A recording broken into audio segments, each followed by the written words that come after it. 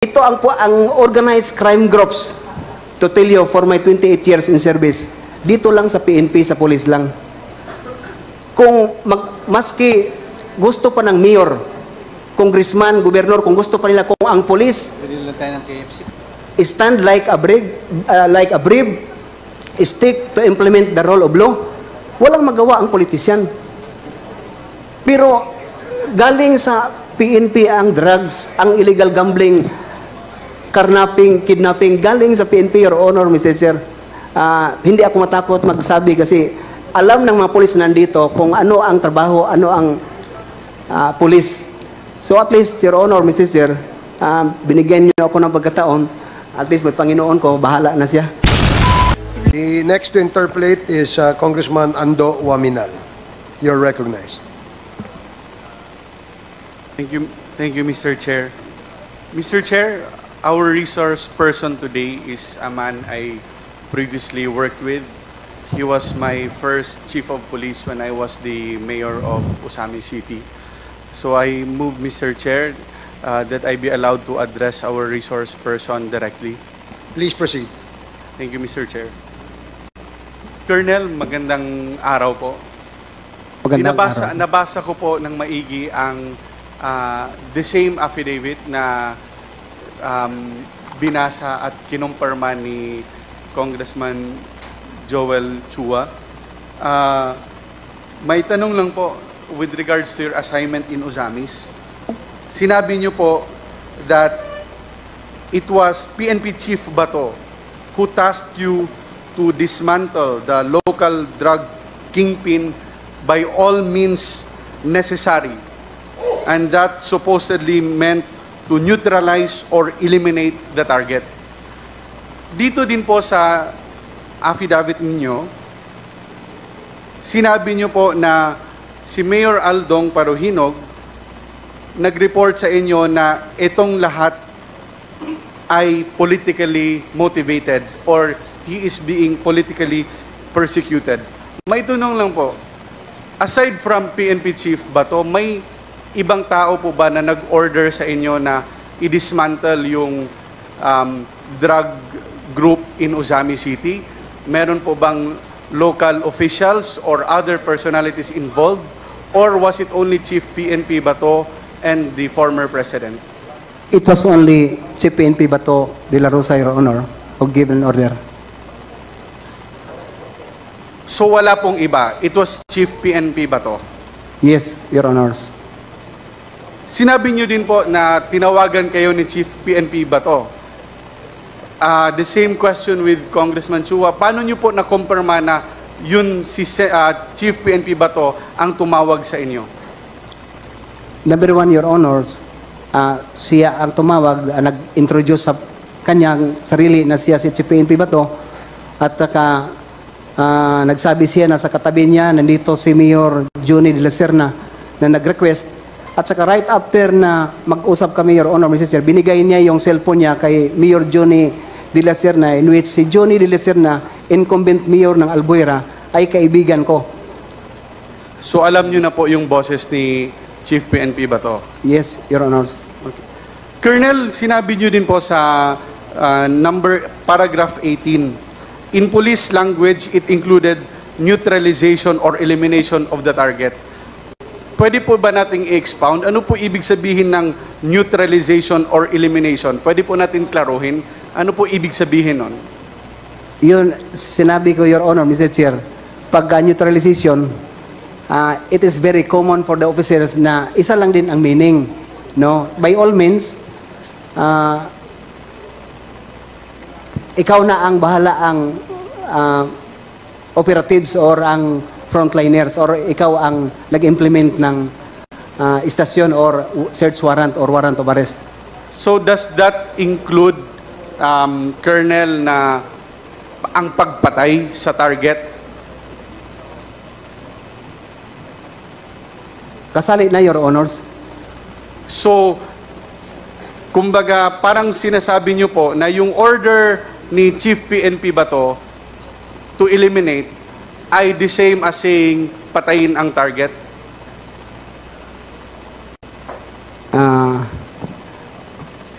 Your Honors, Mr. Chair, I understand you if you, allow me to not to answer that question, Your Honors. I understand if you will not answer it, Colonel.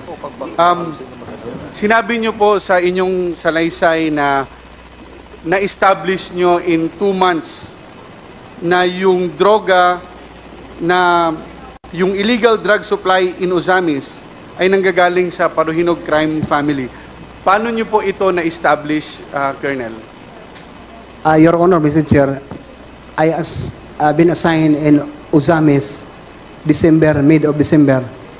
I talked to the siblings, the mayor, the Paruhinog family.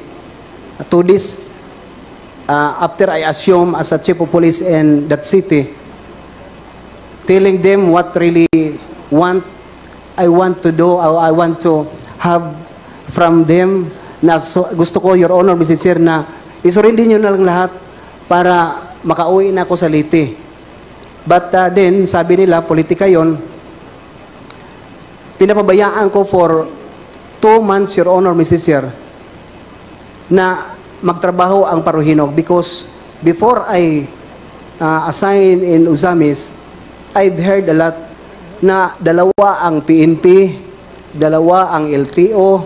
Ang PNP, that means ang isa, Philippine National Police, yung isa, Police ni Paruhinog. Yung LTO naman, Land Transportation Office, yung isa, Lawis Transportation Office. Pag PNP, lahat ng mga huli sa police natin, PNP, na Philippine National Police, i-turn over sa police ni Paruhinog.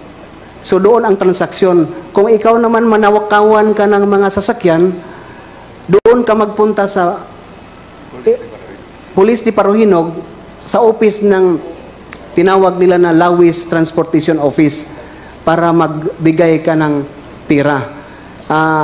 Nalaman ko na yung lahat for 2 months na sila lang ang nagtrabaho. Manghuli sila for citizen's arrest. Pinoprove ko, Your Honor, Mr. Chair, na totoo talaga yung sinabi nila na dalawang police, PNP sa Ozamis, dalawa ang LTO. Nung last, Your Honor, Mr. Chair, na tinuturn over nila sa akin na mag-asawa, a couple, na nagsasalita na sa amin na, Sir, planted sa amin ni Mayor. Kasi kami nagbibinta, Sir, pero nung malaman namin na ikaw na ang nasign dito, nagpunta na kami sa Marawi. But we observed, Sir, na hindi ka man ang huli. So bumalik kami dito para magbinta. Pero Marawi ang source namin. Nagkataon, Sir, na wala na kaming item, yung Asia Boy, Your Honor, Mr. Chair. Pinantiran kami ni Mayor para lang mahuli. So at the time, Your Honor, Mr. Chair, pinuntahan ko na si Mayor sa opisina, sinabihan ko na stop na lahat ang operasyon ninyo. Ako na ang magtrabaho, Your Honor, Mr. Chair. So, Colonel, in short, nag-imbestiga kayo ng maigi at you were convinced that the Paruhinog were really into the drug trade. Yes, Your Honor, Mr. Chair. Colonel, in your the same affidavit, sinabi niyo po, in this period, Mayor Aldong reached out to me 3 or 4 times signifying his intention to surrender. Maitanong lang po, ano po ang kinatatakutan ni Mayor? Bakit gusto niyang mag-surrender? Siguro, number 1, Your Honors, na papasukin siya, hulihin siya, applyan siya ng search warrant, or siguro mamatay, kaya marami naman ang news at the time, Your Honor, Mr. Chair, na maraming namatay kasi involved sa drugs o na masali ka sa list, sa watch list. So, takot siyang patayin dahil nasa drug list siya, Colonel. It may be, Your Honor, possible. So, ibig sabihin, pag nasa listahan ka, there is that real threat that you might die. Yes, Your Honors. Thank you, Colonel. Nung nag-serve po kayo ng search warrant sinabi niyo po na 15 people were killed on July 30, 2017 at 2 a.m. And pagkatapos po nito ay pinuntahan po kayo ng ating dating presidente, Rodrigo Duterte, and Chief PNP Bato para i-congratulate kayo. So, ibig po bang sabihin na kinongratulate kayo nila dahil na-neutralize nyo na ang mga paruhinog or yung drug syndicate sa Osamis? Yes, Your Honors. Ibig din po bang sabihin, Colonel, na kinongratulate kayo ni Chief PNP Bato dahil na-accomplish nyo yung order niya? Your Honor, Mr. Chair, if you allow me not to answer that question, Your Honor. Mr. Chairman, Yes, Congressman Suarez. yeah, point of order lang. I've been listening to, with the indulgence of Congressman Omenal, of course. I think some of the information that a resource person is ready or will divulge might implicate or incriminate him. And maybe it's best that when it comes to the sensitivity of these informations, may I move that it be conducted in executive session where confidence and confidentiality can be exercised among the members of this committee.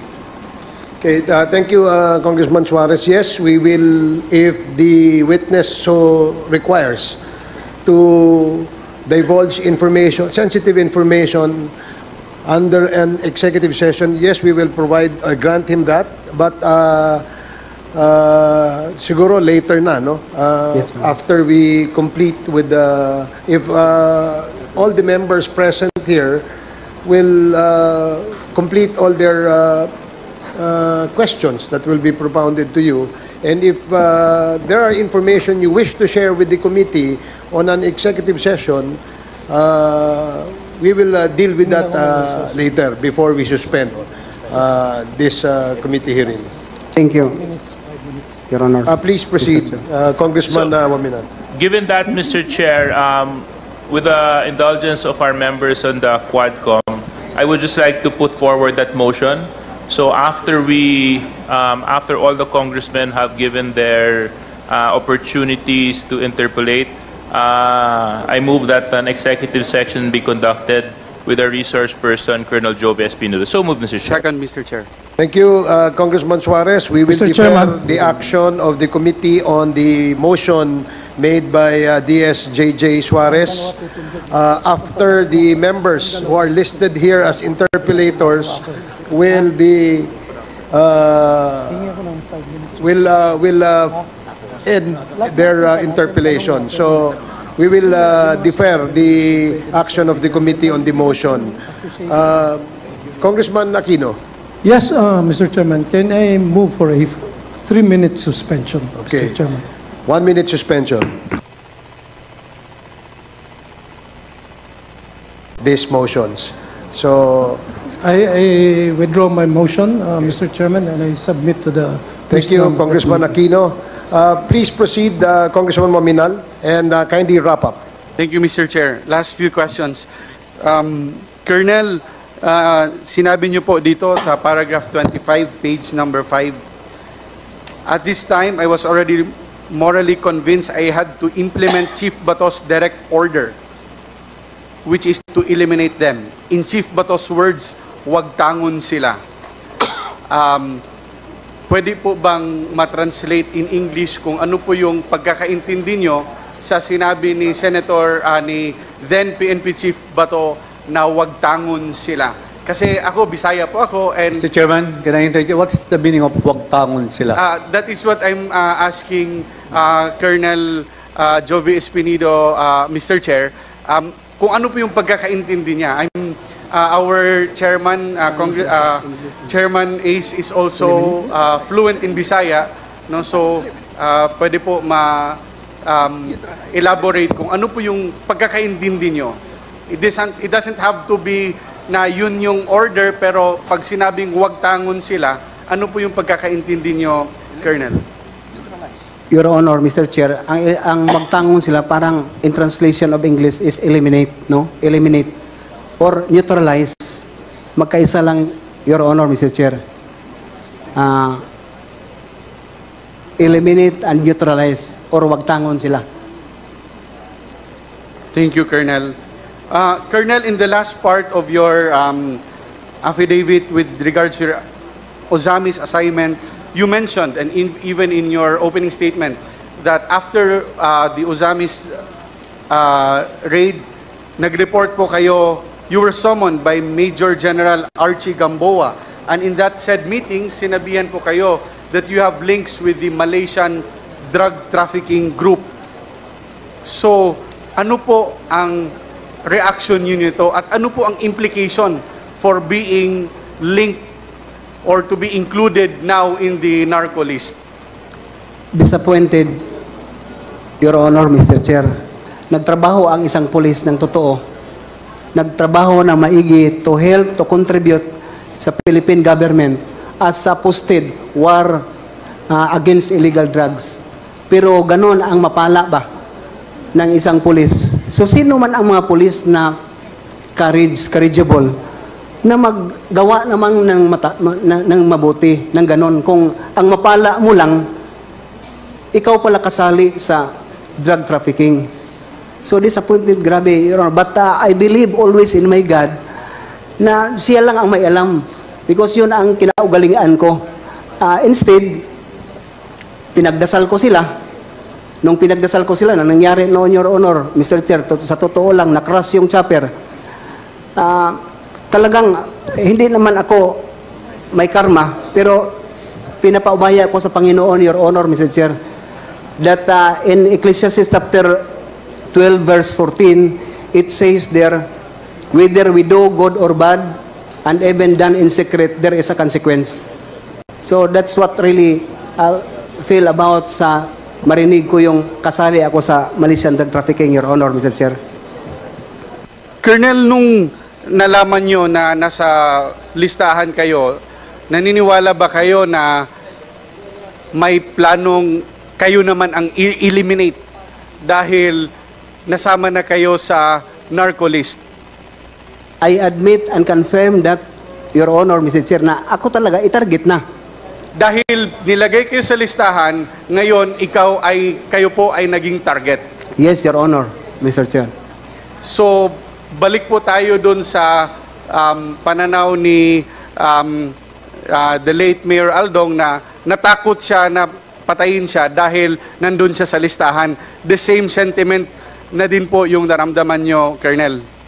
Hindi, Your Honor, Mr. Chair, hindi ako takot because yung kinakatakutan ko ang Panginoon lang, Your Honor, Mr. Chair, sa totoo lang. Hindi po kayo takot na patayin, pero naisip nyo po na patayin kayo. Siguro, yes, Your Honor. When in fact, Your Honor, Mr. Chair, nung ako malist sa watch list, pati bahay ko pinuntahan ng mga CIDG, pinasok para picturean lang. Yung account ko na nag-iisa lang na account ko na may 50,000 pesos ang natira para sa enrollment ng anak ko. Pinapaklose pa kasi drug lord si Espinido. Pero ganun lang ang buhay, Your Honor, Mr. Chair. Thank you, Colonel. Last two questions, Colonel. Ano po kaya ang dahilan? Bakit nag-order si Chief PNP Bato na i-dismantle yung drug trade sa Ozamis? Ano po yung dahilan? Dahil ba gusto niya matigil talaga yung proliferation of drugs or may ibang dahilan? Pwede niyo po masagot, Colonel. Kayo po ay naging intel officer, so whatever you gathered in your time as intel officer and of course with your knowledge and your wisdom and sa kakayahan niyo po, so ano po yung tingin niyo? Bakit pina-eliminate yung drug lord sa Ozamis? Your Honor, Mr. Chair, dalawa lang ang pag-intindi ko. Number one, na mag-instruction sila para ako madali. No, kasi galit sila na nadisban ko si Kerwin Espinosa. Why I say this? Si Kerwin Espinosa, tao nila. Magsabi ako tao nila kasi hindi binigay sa akin. When in fact, Your Honor, Mr. Chair, pinailan pa ko ng complaint ni Kerwin Espinosa sa ombudsman. Samantala, si Kerwin, hinawakan na ng EIDG. Pagkatapos, nasuspend ako for 1 month for that, Your Honor, Mr. Chair. Din, kasi nakita nila na disband si Kerwin Espinosa na tao nila, ilagay natin si Espinido sa Usamis para mamatay.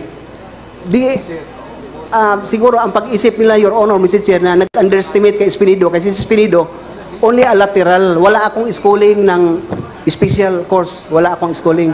Simple na si Espinido, grade 1, section 10 lang. Pero, ang pag-underestimate nila, na-accomplish ko yung Espinosa drug groups, galit na naman sila. Bakit, Your Honor, Mr. Chair? Hindi nila binigay sa akin si Ardot at saka si Nuba.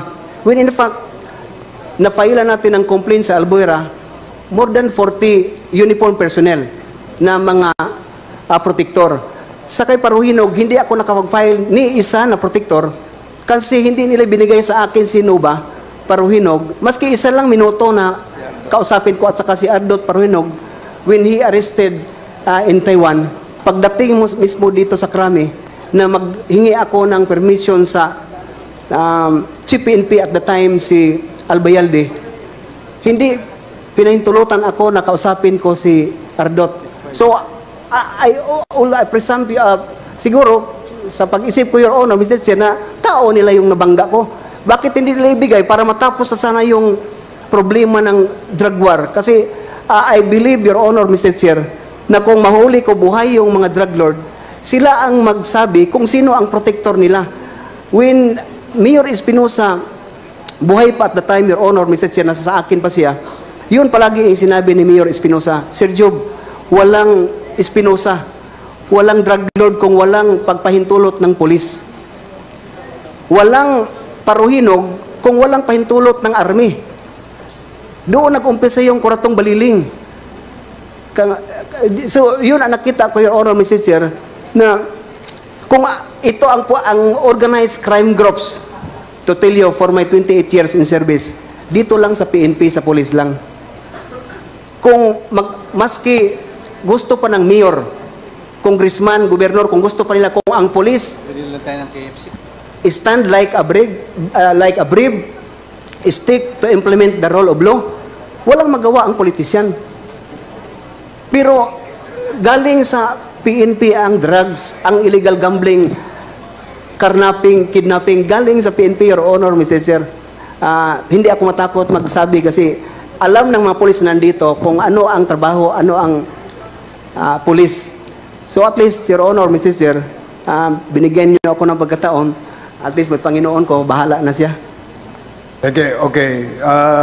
Is that your last question, Congressman Wabinal?